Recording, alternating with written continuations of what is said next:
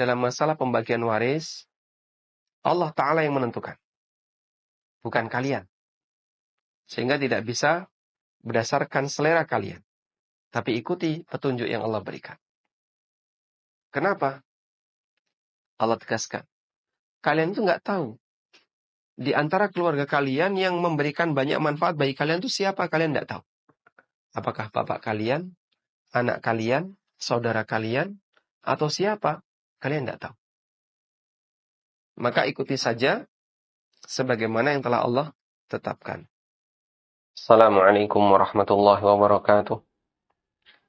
Alhamdulillahi rabbil alamin.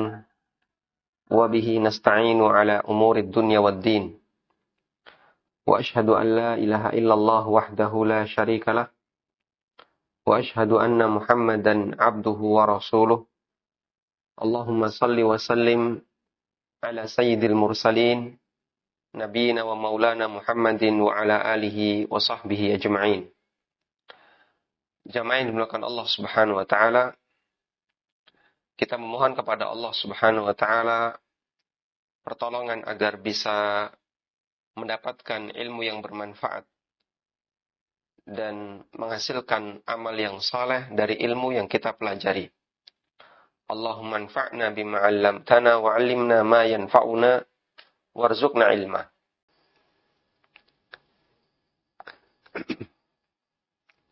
Ada satu keterangan yang disampaikan oleh Ashin Shawari, dan beliau termasuk salah satu ulama Syafi'iyah.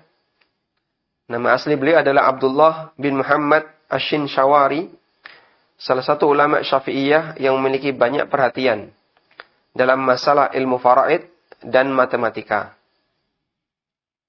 Az-Zirikli, yang salah satu tokoh yang banyak mengutip tentang biografi para ulama, menyebutkan bahwa Ashin Shawari memiliki sekitar 5 karya dalam masalah faraid dan matematika. Ashin Shawari dalam Al-Fawaid Ashin Shawariyah menyebutkan, "Lamma kana ilmu al-faraid may yashtaghilu bihi qalil litawaqqufihi ala ilmi al-hisab." Orang yang belajar ilmu faraid itu sedikit karena dia melibatkan ilmu hitung-hitungan. Wa tasha'u bi masailihi, dan banyak cabang-cabangnya. Ya. Wartibati ba'diha bi ba'din, saling terkait antara satu dengan yang lain. Kama fi masail jidd, atau kama fi masail jaddi wa ghairihi. Sebagaimana pembagian waris ketika ada kakek atau yang lainnya. Maka kana urdatan lin nisyan. Maka pantas saja jika ilmu ini mudah untuk dilupakan.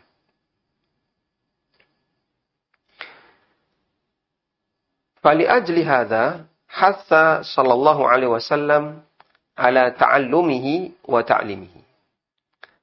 Karena alasan ini Nabi sallallahu alaihi wasallam ngasih motivasi agar kita mempelajarinya dan mengajarkannya kepada yang lain. Baik, sekali lagi, sekalipun hadis ini dhaif, namun para ulama menjadikannya sebagai salah satu di antara dasar motivasi untuk mempelajari ilmu faraid. Di samping itu terdapat beberapa riwayat dari para sahabat yang menganjurkan untuk belajar ilmu faraid. Di antaranya pertama keterangan Umar bin Khattab radhiyallahu anhu. Beliau pernah mengatakan, "Ta'allamul fara'idha fa innaha min dinikum." Pelajarilah ilmu faraid karena ini termasuk bagian dari agama kalian.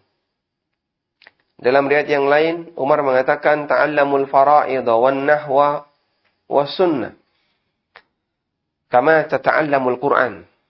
Pelajarilah ilmu faraid, ilmu nahwu, dan pelajarilah sunnah. Maksudnya hadis-hadis Nabi SAW. Kama tata'allamuna al-Quran. Sebagaimana kalian belajar Al-Quran. Dan ini motivasi yang disampaikan oleh Umar ibn Khattab radhiyallahu anhu. Kemudian ada juga keterangan Abu Musa al-Ash'ari radhiyallahu anhu. Beliau mengatakan, Mathalul ladzi yaqra'ul Qur'ana wa la yuhsinul fara'idha kamathali burnus la ra'sa lahu. Perumpamaan antara orang yang pintar Quran tapi nggak ngerti faraid itu seperti burnus. Burnus itu seperti jaket hoodie. Jaket yang ada tutup kepala.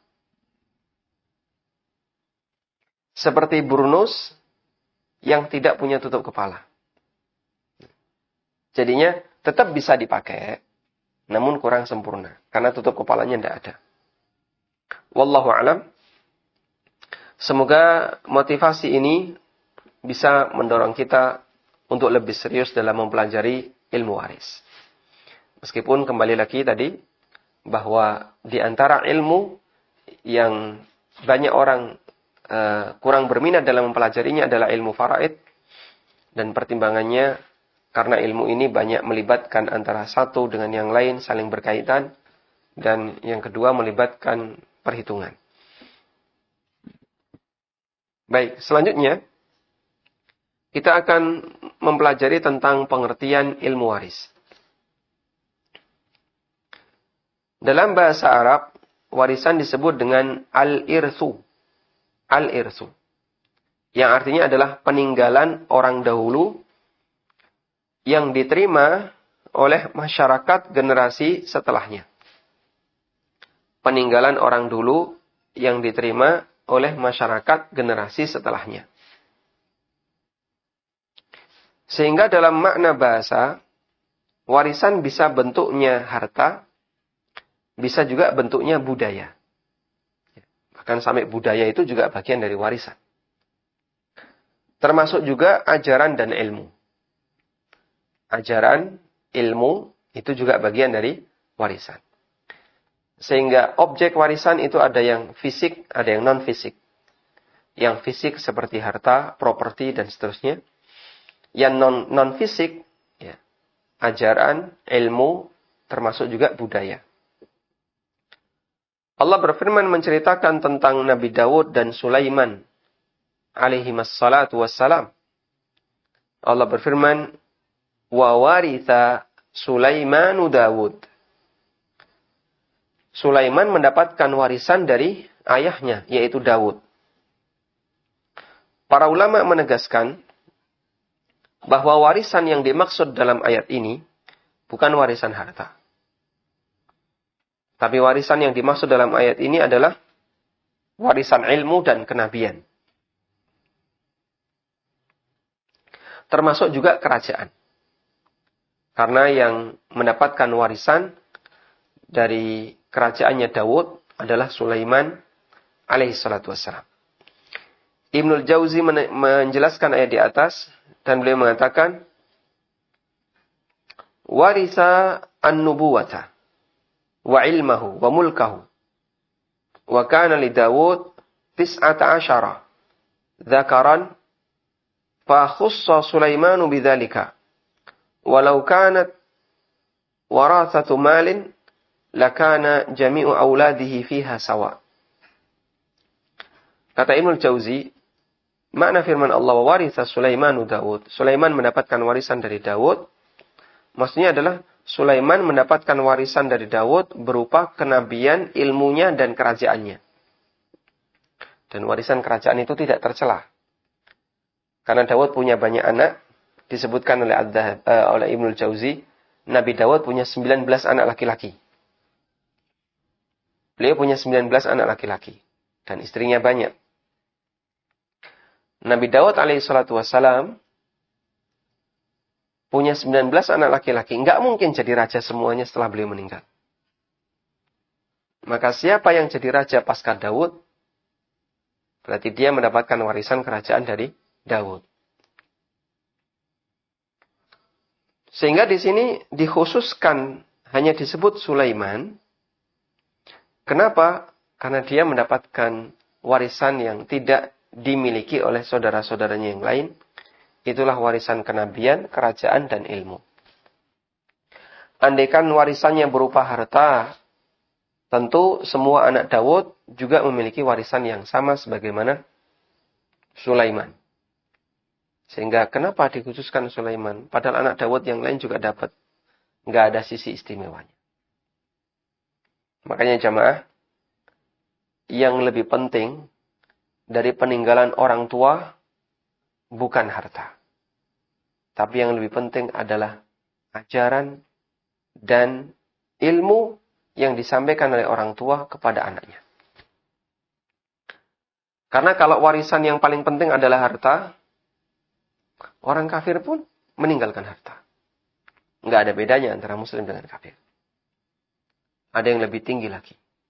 Warisan ilmu, warisan pesan-pesan moral, warisan-warisan yang bentuknya adalah kebaikan dari sang ayah, dari sang ibu kepada anak-anaknya.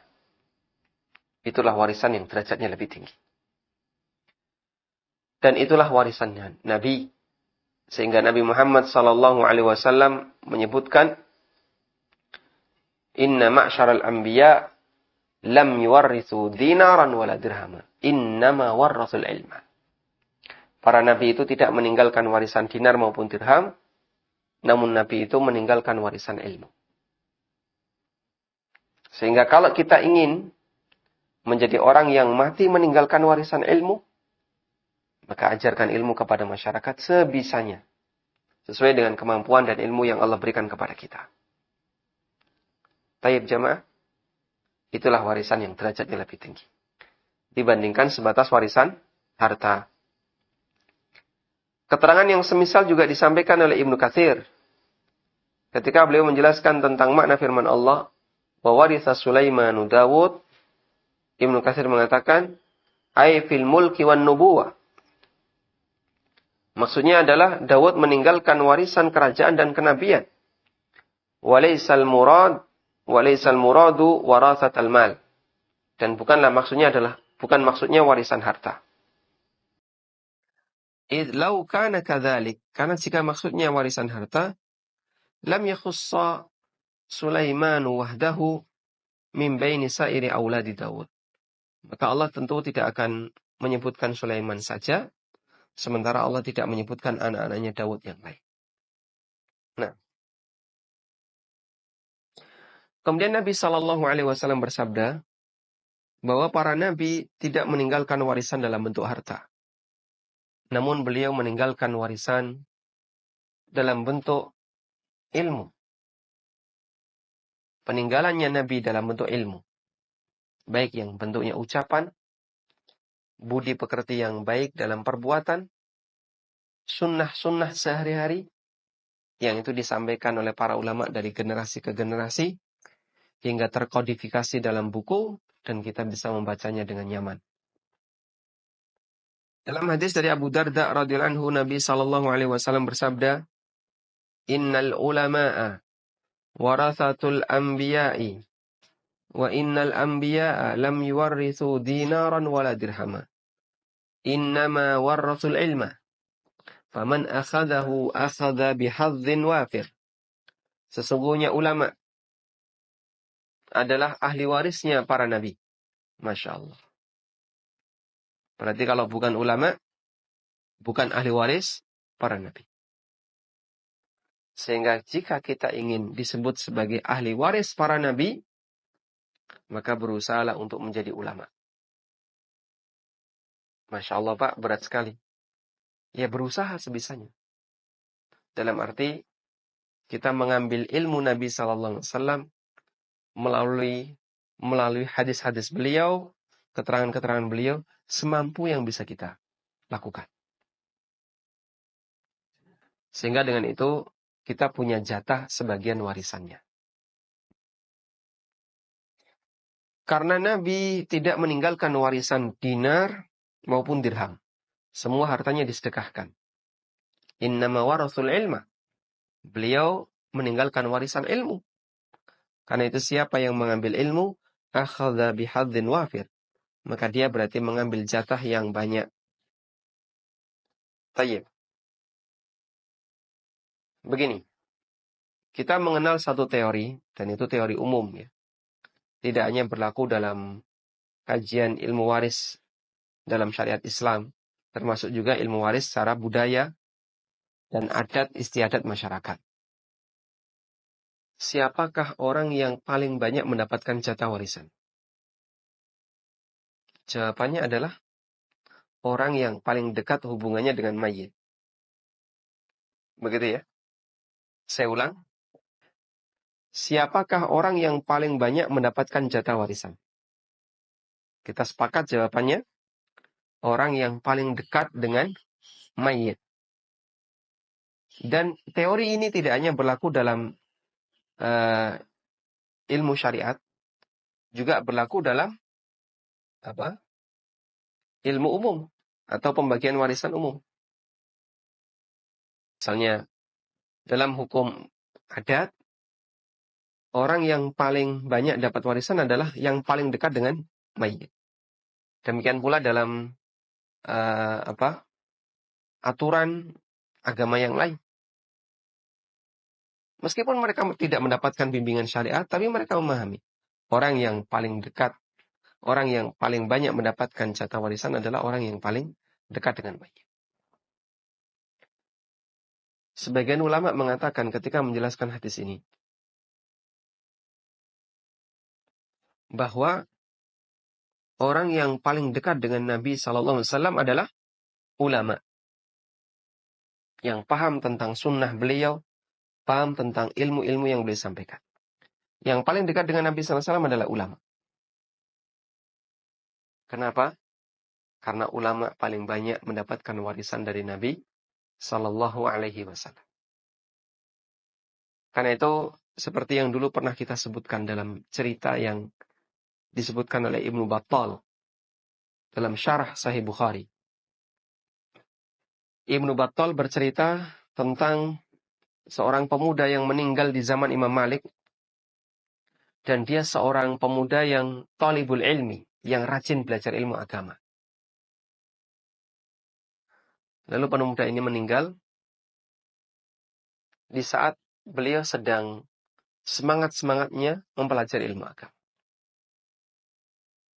Nah, ada salah satu orang yang bermimpi ketemu pemuda ini. Pemuda itu ketika dilihat dalam mimpi orang ini, dan yang bermimpi ini termasuk khiyaru ahli Madinah, termasuk tokoh penduduk Madinah. Cuman dalam cerita Ibnu Battal tidak disebutkan siapa namanya. Beliau bermimpi, beliau melihat pemuda itu turun dari langit dengan menunggangi kuda, menggunakan pakaian yang sangat indah, seolah-olah sengaja mendekat kepadanya. Sampai setelah dekat, kemudian menyampaikan salam. Lalu pemuda itu mengatakan, Allah telah memberikan saya kedudukan disebabkan ilmu yang saya pelajari. Lalu orang ini bertanya, orang yang bermimpi ini bertanya, kedudukan apa yang Allah berikan kepada Anda? Kemudian dia menceritakan, Allah menundukkan aku di posisi yang bersamaan dengan para ulama. Kemudian beliau bercerita, yang paling tinggi adalah derajatnya Nabi Muhammad SAW. Di bawahnya itu derajat para nabi. Kemudian di bawahnya itu adalah derajat para sahabatnya para nabi. Sahabatnya Nabi Muhammad SAW, sahabatnya Nabi Musa, sahabatnya Nabi Isa, sahabat-sahabat para nabi yang lain. Sehingga beliau berada di derajat setelah sahabat. Pemuda ini mengatakan, derajat saya dengan Nabi SAW hanya terpaut 2 derajat. Masya Allah. Hanya terpaut 2 derajat. Derajatnya para nabi, selain Nabi Muhammad SAW, derajatnya sahabatnya para nabi, baru derajatnya para ulama. Menunjukkan bahasanya mereka termasuk di antara orang yang memiliki derajat yang tinggi di hadapan Allah Subhanahu wa taala. Allah berfirman, "Yarfa'illahu alladhina amanu minkum walladhina utul ilma darajat." Allah mengangkat derajat orang-orang yang beriman di antara kalian dan orang-orang yang memiliki ilmu.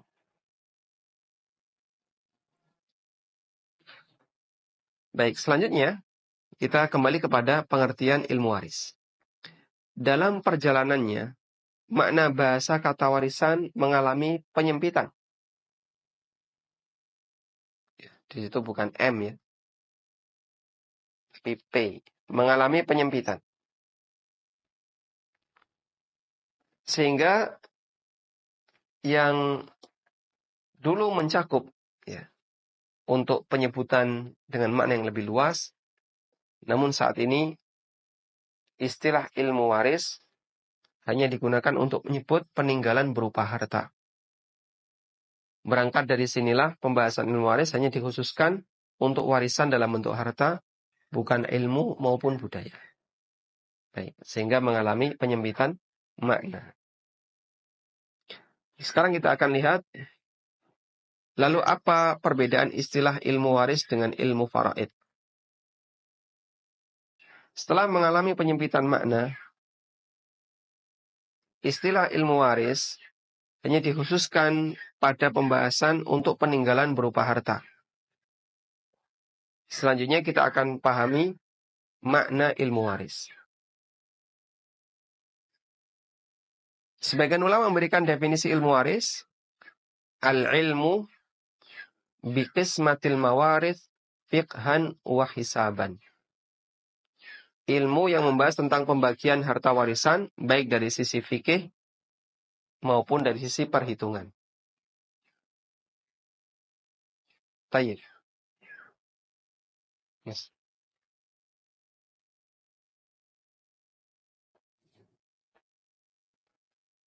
Ilmu waris disebut juga dengan ilmu faraid. Dan kata faraid adalah bentuk jamak dari kata tunggal yang isim mufradnya adalah faridah. Isim mufradnya adalah faridah, yang artinya kewajiban. Disebut ilmu faraid karena pembagian ini merupakan kewajiban dari Allah Subhanahu wa taala. Sebagaimana yang Allah tegaskan di surat An-Nisa, setelah Allah membahas rincian pembagian warisan, Allah mengatakan faridatan minallah. Faridatan minallah, kewajiban dari Allah. Setelah Allah membahas masalah pembagian warisan, Allah mengatakan faridatan minallah, itu adalah kewajiban dari Allah. Saya ulang, kata faraid itu jamak. Bentuk mufradnya faridah. Kenapa disebut ilmu faraid? Karena di ayat yang menjelaskan tentang pembagian warisan, Allah Subhanahu wa taala setelah itu mengatakan bahwa pembagian warisan itu adalah faridatan minallah, kewajiban dari Allah. Kewajiban dari Allah. Kemudian disebutlah ilmu faraid. Wallahu ta'ala alam. Allah berfirman di surat An-Nisa ayat 11, Aba'ukum wa abna'ukum la tadruna ayyuhum aqrabu lakum naf'a. Faridatan minallah, innallaha kana aliman hakima. Tentang orang tuamu, anak-anakmu, la tadruna, kalian tidak tahu. Ayyuhum aqrabu lakum naf'a.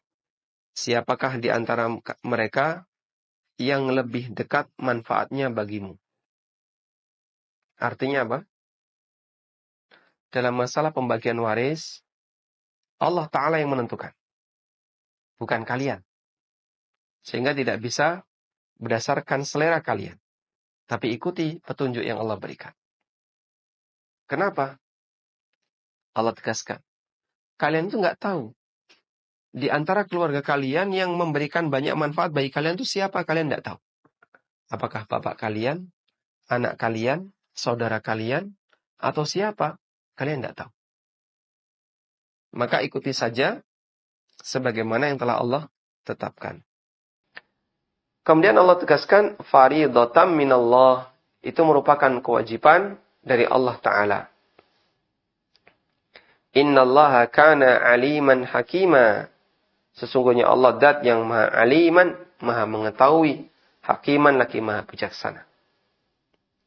Sehingga ketetapan Allah disertai dengan kebijaksanaan, dan itu bukan keputusan yang sembarangan, ya. Tapi semuanya berasaskan kebijaksanaan. Tayyib. Meskipun demikian, banyak orang yang tidak mau menerima jamaah. Banyak orang yang nggak mau menerima. Ya. Dan dia merasa ini kan hak saya, harta saya, terserah saya. Padahal kembali kami sampaikan, kalau kamu mengatakan ini harta kamu, betul. Tapi terserah kamu, salah. Ya. Ini harta saya, terserah saya. Kalimat harta saya, betul. Silahkan kamu miliki. Tapi terserah saya, tunggu dulu. Karena kita dibatasi oleh aturan dan undang-undang. Baik. Jangankan dalam pembahasan ilmu agama. Dalam hukum negara saja, itu berlaku. Harta di masyarakat dibatasi oleh undang-undang yang berlaku di negara ini. Anda punya uang. Punya tanah. Mau pengeringan tanah, nyari izin IPT, izin pengeringan tanah, atau pengalihan fungsi tanah. Dari sawah, mau dikeringkan. Bisa nggak langsung diuruk? Ini kan sawah Pak, basah, langsung tak uruk biar jadi kering. Bukan gitu kan maksudnya. Tapi diajukan dulu ya, ke DPR, sampai nanti bisa dilakukan pengeringan. Izin kepada warga, karena nanti tanah ini mau dipakai kandang ayam misalnya. Atau mau dipakai sekolahan, atau mau dipakai masjid. Jadi ada aturan yang berlaku di sana. Meskipun itu tanah kita, meskipun itu tempat kita. Itu di negara kita. Ada satu kejadian yang dulu ketika rame-rame orang melakukan rush money, ya, melarikan duit gede-gedean. Ada salah satu warga yang dia nata uangnya di kasur, terus tidur di atas duit. Nah, di foto, kemudian viral. Dan ternyata itu pelanggaran. Sehingga dia ditangkap aparat, karena ini termasuk di antara tindakan pelanggaran. Baik. Karena itulah pernyataan orang bahwa ini hartaku, terserah aku. Kalimat yang salah. Ini hartaku, betul. Terserah aku, salah. Karena harta kita dibatasi oleh, atau kepemilikan kita dibatasi oleh aturan. Sehingga ketika Anda memiliki sesuatu, Anda juga harus mengikuti aturan yang berlaku pada sesuatu itu. Wallahu ta'ala alam. Selanjutnya, jamaah dimakan Allah, kita akan membahas tentang ayat-ayat seputar masalah warisan. Dan di buku ini saya sebutkan 8 ayat tentang masalah warisan. Ada 8 ayat. Ya. Tapi di muqaddimah, di sini ada 7 ayat. Anda bisa tambahkan ya, yang betul 8. Di halaman 61. Baik, coba kita baca. Di antara hal yang istimewa dalam pembagian warisan, Allah sendiri yang menjelaskan tentang warisan. Dalam 8 ayat, atau betul sekali ya, 7 ayat di surat An-Nisa. Ya. Dalam 7 ayat di surat An-Nisa. 3 ayat diantaranya menjelaskan jatah masing-masing ahli waris. Yang ini merupakan acuan utama dalam pembagian warisan. Dan ada beberapa ayat yang lainnya yang menyinggung masalah harta peninggalan. Namun tidak menjelaskan tentang pembagiannya. 3 ayat itu adalah An-Nisa ayat 11, 12, dan An-Nisa di ayat terakhir. An-Nisa ayat 11, 12, dan An-Nisa di ayat yang terakhir. Baik, insya Allah nanti kita akan baca ya.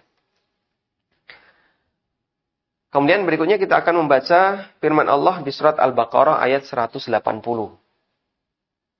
Yang ini turun sebelum ayat warisan. Al-Baqarah ayat 180 turun sebelum ayat warisan. Allah berfirman, Kutiba alaikum idza hadara ahadakumul mautu in taraka khairanil wasiyatu lil walidaini wal aqrabina bil ma'ruf haqqan 'alal muttaqin. Diwajibkan bagi kalian idza hadara ahadakumul maut, apabila salah seorang di antara kalian ada tanda-tanda kematian. Intaraka khairan, jika dia meninggalkan khairan. Khairan maknanya apa? Harta. Dulu sudah pernah kita bahas di bagian paling depan buku ini. Jika kalian meninggalkan harta yang banyak, diwajibkan untuk al-wasiyah, berwasiat. Lil walidain, diberikan kepada kedua orang tua, wal aqrabin, dan kerabat dekat, bil ma'ruf, dengan cara yang wajar. Haqqan 'alal muttaqin, dan ini adalah kewajiban bagi orang-orang yang bertakwa. Tayyib. Ayat ini mengajarkan tentang tata cara pembagian harta peninggalan sebelum turun ayat warisan.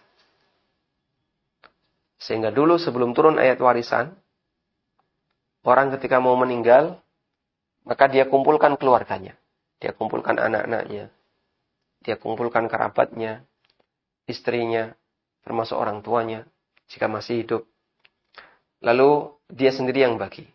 Kamu saya kasih ini, kamu saya kasih ini, kamu ini. Selesai, habis. Sehingga bisa jadi sama-sama anak laki-laki, tapi jatahnya berbeda. Tergantung orang tuanya. Itu dulu. Ketika ayat warisan diturunkan, hukum yang berlaku pada ayat ini dihapus. Mohon diperhatikan, hukum yang berlaku pada ayat ini dihapus. Bukan ayat ini dihapus. Ayat ini tidak dihapus. Kita baca ada di surat Al-Baqarah ayat 180. Kutiba alaikum idza hadara ahadakumul mautu in taraka khairanil wasiyatu lil walidaini wal aqrabin. Ada di surat Al-Baqarah. Ayatnya ada, kok hukumnya dihapus. Nah, itu bagian dari ilmu tentang nasah dan mansuh. Ada ayat atau ada hukum yang sudah dihapus, tapi ayatnya masih ada dalam Al-Quran. Apa hikmahnya? Imam Ibn Utsaimin rahimahullah pernah mengatakan, di antara hikmahnya agar orang tetap mendapatkan pahala ketika membacanya. Orang tetap dapat pahala ketika membaca ayat ini. Dan hikmah yang lain memberitahu kepada manusia, dulu itu ada hukum kayak gini. Lalu dihapus oleh Allah hukumnya. Sehingga kita tahu betapa luasnya hikmah Allah Subhanahu wa ta'ala. Ibnu Katsir menuliskan, Ishtamalat hadhil ayah al-karimah al-amri bil wasiyati lil walidaini wal aqrabin. Ayat ini berisi tentang perintah berwasiat kepada orang tua dan kerabat. Wa qad kana dzalika wajiban ala ashahhil qaulain. Dan itu hukumnya wajib menurut pendapat yang lebih kuat. Qabla nuzuli ayatil mawarith. Sebelum turun ayat tentang warisan yang ada di surat An-Nisa. Falamma nazalat ayatul fara'id nusikhat hadhihi wa saratil mawarithu al-muqaddarah faridatan minallah. Ketika turun ayat fara'id, ini dihapus. Hukum ini dihapus dan fara'id al-mawarith al-muqaddarah, warisan yang sudah ditetapkan kadarnya, faridatan minallah, menjadi kewajiban dari Allah Ta'ala. Ya'khudhuha ahluha hatman min ghairi wasiyatin. Orang yang mendapatkan warisan boleh mengambilnya, berhak untuk mengambilnya min ghairi wasiyatin, tanpa harus ada wasiat. Karena sifatnya otomatis. Tayyib. Ada dua jenis keluarga yang disebutkan dalam ayat ini. Pertama orang tua, yang kedua adalah kerabat yang bukan ahli waris. Ketika turun ayat warisan, Allah menyebutkan bahwa orang tua termasuk ahli waris. Mereka bisa mendapatkan 1/6 dan 1/3. 1/6 kalau mayit punya anak, 1/3 jika mayit tidak punya anak. atau asobah bagi ayah jika tidak ada anak laki-laki. Sehingga wasiat untuk orang tua tidak berlaku, namun wasiat boleh untuk kerabat yang bukan ahli waris. Ibnu Katsir membawakan riwayat dari Ibnu Abbas ketika menjelaskan ayat ini, "Kana la yarithu ma'al walidaini ghairuhuma illa wasiyatan lil aqrabin." Dulu tidak ada yang berhak mendapatkan warisan selain kedua orang tua, kecuali wasiat untuk kerabat yang bukan ahli waris. Fa'anzalallahu ayatal mirath, fabayyana mirathal walidain, wa aqarra wasiyatal aqrabin fi thulusi malil mayyit. Lalu Allah turunkan ayat tentang warisan, dan Allah jelaskan tentang jatah warisan kedua orang tua, dan Allah lanjutkan, Allah membolehkan wasiat untuk al-aqrabin, para kerabat yang bukan ahli waris, fi thulusi mali al-mayyit. Namun maksimal sepertiga dari harta mayyit. Walhamdulillahirabbil alamin. Baik. Sehingga jamaah yang dimuliakan Allah, dari surat Al-Baqarah ayat 180, kita mendapatkan satu kesimpulan bahwa cara pembagian warisan di masa silam itu diserahkan kepada pemiliknya. Si calon mayit ini membagi sendiri. Kamu saya kasih sekian, kamu sekian, kamu sekian. Kemudian Allah Subhanahu wa taala yang ngasih penjelasan. Anda bisa bayangkan andaikan itu berlaku sampai sekarang. Mungkin potensi terjadi konflik sangat besar. Anak satu dikasih banyak, anak yang kedua dikasih sedikit. Bisa berantem dia. Sudah? Dan Anda bisa perhatikan, rata-rata kasus warisan yang nggak beres itu terjadi ketika orang tidak mau dibimbing. Akhirnya masuk ke pengadilan. Makanya secara umum yang berkasus di pengadilan tentang masalah warisan, kalau nggak orang kafir, yang kedua adalah orang yang tidak mau menggunakan syariat Islam. Konflik, coba. Berbeda dengan orang Muslim yang dia punya nilai kesadaran terhadap aturan Allah Ta'ala, maka cara pembagian dia dalam masalah warisan lebih ringan. Baik. Karena dengan mengikuti aturan yang telah ditetapkan oleh Allah, dengan cukup mengundang salah seorang tokoh agama atau ustadz yang paham tentang masalah pembagian warisan, insya Allah itu bisa selesai.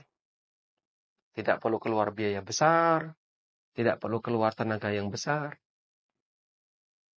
Apalagi, ya, ini informasi yang saya dapatkan, para lawyer yang mendampingi kliennya dalam pembagian warisan yang bermasalah, itu kadang dapat 40%, 30%, nilainya cukup fantastis. Makanya kesempatan besar itu. Para pengacara-pengacara, kalau sudah ngurusi masalah pembagian waris, Masya Allah, panen. Karena dia bisa dapat 40%, bisa dapat 30%. Nilainya sangat besar.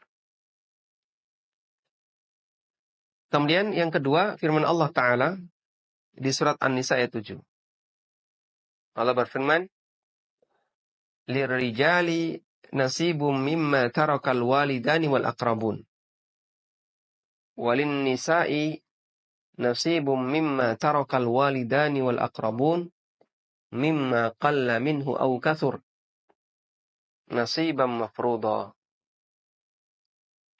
Lelaki memiliki bagian dari harta peninggalan ibu, bapak, dan kerabatnya.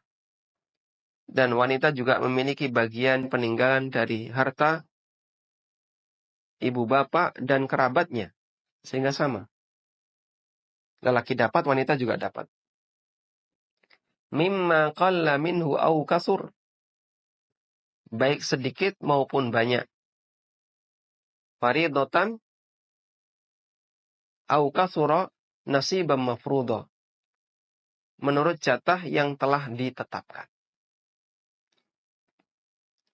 Ayat ini menegaskan bahwa anak laki-laki, anak dan kerabat baik laki-laki maupun perempuan, baik dewasa maupun yang masih kecil, anak-anak, semuanya mendapatkan jatah warisan.